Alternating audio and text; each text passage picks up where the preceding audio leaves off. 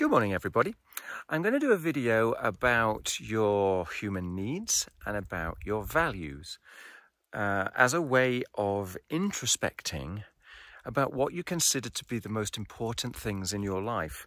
And the reason I'm doing a video about this is because a lot of people are not actually aware of what their human needs are and what their values are. They've never really considered it. And it can be really illuminating because you find the drivers to some of the automatic responses and reactions that are just going on in your life. So we'll do human needs first, and then we'll talk about values afterwards. So human needs, you can talk about a lot of different ways. You know, we talk about scientifically this pyramid of human needs, where at the bottom is your your basic sustenance and safety and housing and all these things, going up to more spiritual needs. Before I got into hypnosis, I learned coaching with Tony Robbins' gang. And Tony Robbins talks about human needs in a very interesting way, I think, a very useful way, which is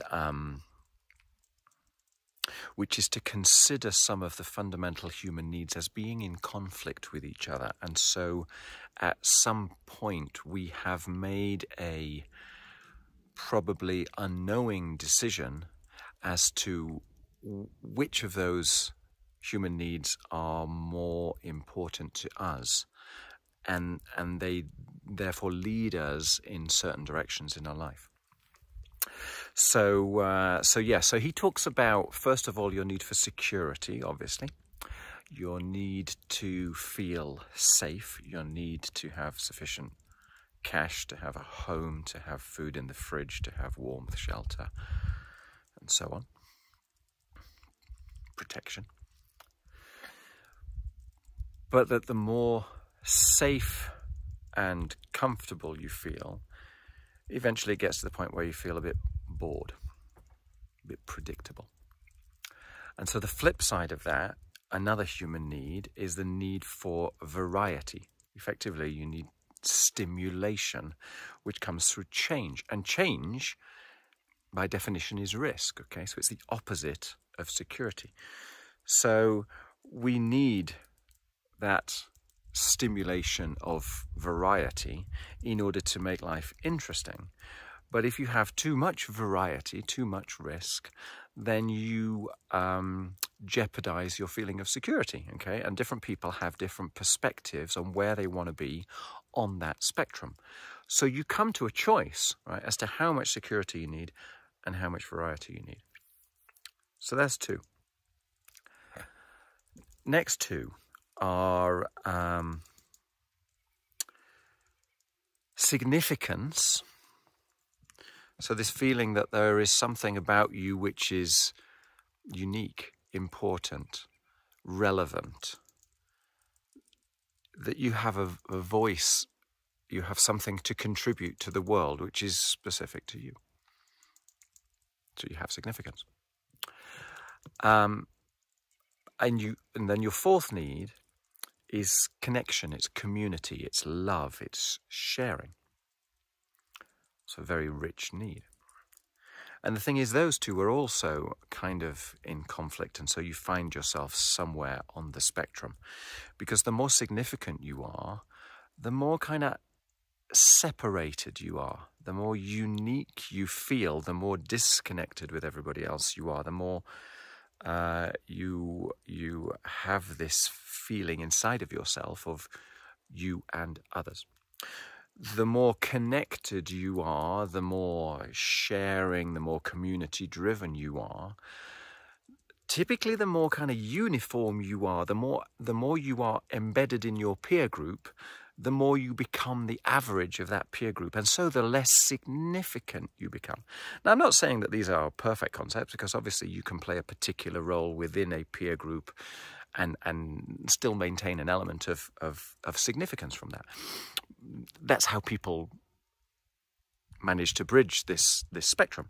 But there is a choice again between how significant, how unique you want to be, and how connected and how community-driven and how loving and unegotistical you choose to be. So those two need to somehow or other be balanced. When people have got to the point where they are sufficiently in understanding of those four, then you can consider your two higher needs, which are growth and contribution. So growth, personal experimentation, personal expansion, learning new stuff, understanding yourself, understanding your human needs, your values.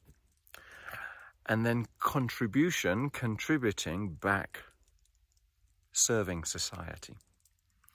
And those two are your higher needs because they are very fulfilling. They have a sense of something higher than ourselves involved in them. So you get more meaning from life when you start to tap into growth and contribution. Okay? So that's one way of looking at yourself. And then another way to look at yourself is through your values. And sometimes this can be more illuminating than looking through your human needs. So the values are the concepts which you hold most dear.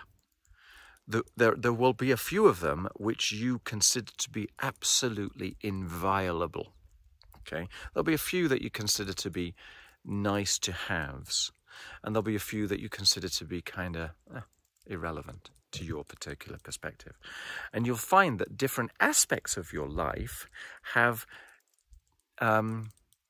different alignment with your values. So in certain aspects of your life, work life, family life, relationships, fun, play, family, all these kind of, if you want to categorize broadly, you'll find that different parts of each of those different components will be more or less aligned with your values. And it can be extremely illuminating to have a look at which ones are and which ones aren't.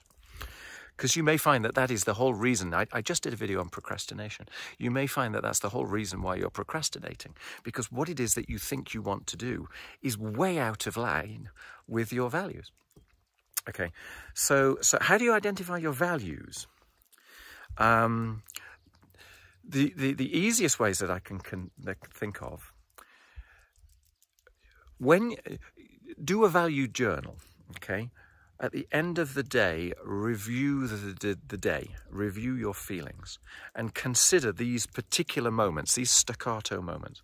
If there are moments when you feel a sense of injustice, right, that something is not fair, and it doesn't have to be to you, it can be to anything that you observe. If you have a strong sense of injustice, well, that is a clear indicator of a violation of one of your values. So you've got there an indicator of exactly something that you hold very, very important. Another way is to consider the moments in your day when you just felt like you. Moments when you felt like you were in flow, that things were just effortless, that they were just running well. There'll be also the moments where you are living life aligned by your values. Now, if you take all of that, you can start to look at your life. You can start to look at your actions, your habits, the ways that you're thinking, the way that you're processing, the way that you're integrating yourself, and reconsider whether you are living the life that you wish to, living the life of your dreams. You can start to mark your scorecard in each of these different areas of your life.